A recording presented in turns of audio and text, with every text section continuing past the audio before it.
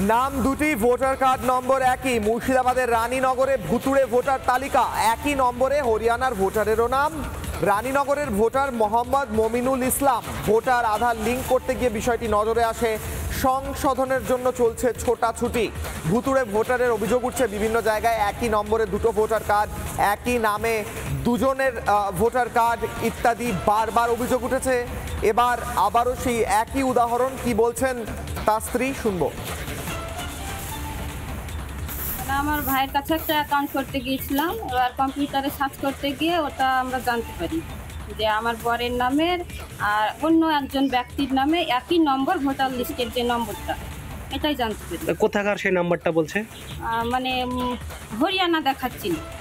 মানে আমরা তো সাধারণ মানুষ, আমরা কিভাবে কি করতে হবে কিছুই তো জানি না। কিভাবে আমরা মানে সমস্যার সমাধান করবো এটা তো আমরা জানি না। একটু তো এরকম আতঙ্কে থাকবো, মানে একই ব্যক্তি, মানে দুজন ব্যক্তি একই নম্বর, একটা মানে সমস্যা হতেই পারে। এটা বিজেপি চক্রান্ত করছে। সামনে বিধানসভা ভোট, এই ভোটে যাতে মানুষকে বিভ্রান্ত করা যায় তার জন্য চেষ্টা করছে বিজেপি। এটা মুখ্যমন্ত্রী নির্দেশ দিয়েছেন, আমরা যথাযথ ব্লকে চেষ্টা করছি যে যাতে এরকম ভুলভাল বাতিল করা হয়। আবার এপিক নাম্বার নিয়ে এরকম একটা যে সোচ্চার শুরু হয়েছে, তাতে মানুষ খুব বিভ্রান্ত হয়ে আছে। মমতা ব্যানার্জির আপত্তি শুধু নির্বাচন কমিশন নিয়েই, অথচ ভোটার তালিকায় অনুপ্রবেশকারী ও জঙ্গিদের নাম নিয়ে কোনো মাথা ব্যথা নেই মুখ্যমন্ত্রী হিসেবে কিভাবে নিজের দায়িত্ব এড়াচ্ছেন মমতা বন্দ্যোপাধ্যায়। কারচুপির পর্দা ফাঁস, বেকায়দায় শাসক, মমতার মুখে বহিরাগত তত্ত্ব।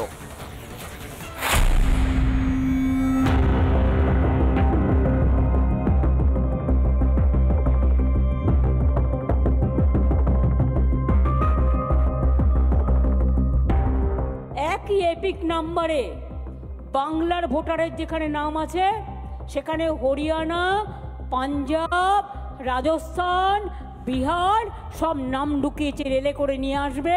This is the plan.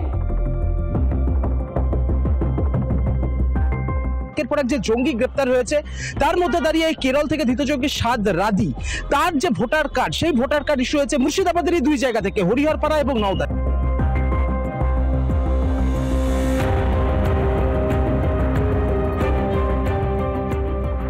এই যে সিম কার্ড নকল, ভোটার কার্ড নকল, আধার কার্ড নকল, এর একটা ফ্যাক্টরি যেন নদিয়া।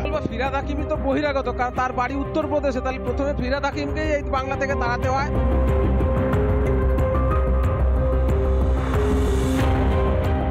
প্রথমত কাজ গুজরাট হতে দিবে না, মমতা ব্যানার্জি বারবার বলছে মধ্যপ্রদেশ হতে দিবে না, কিন্তু গুজরাটের প্রার্থী তো তিনি মুর্শিদাবাদে করেছেন, মুর্শিদাবাদে তার প্রার্থী আছে। মুখ্যমন্ত্রী যে হরিয়ানা আর গুজরাটের তথ্য দিয়েছেন, ইলেকশন কমিশনের ইনচার্জ আমাদের কাছে বলেছেন ভুল তথ্য। নানা ধরনের কন্টেন্ট দেখার জন্য লাইক করুন, শেয়ার করুন আমাদের ফেসবুক পেজ, সাবস্ক্রাইব করুন আমাদের ইউটিউব চ্যানেল। পাশাপাশি অন্যান্য ব্রেকিং নিউজের জন্য অবশ্যই চোখ রাখুন রিপাবলিক বাংলায়।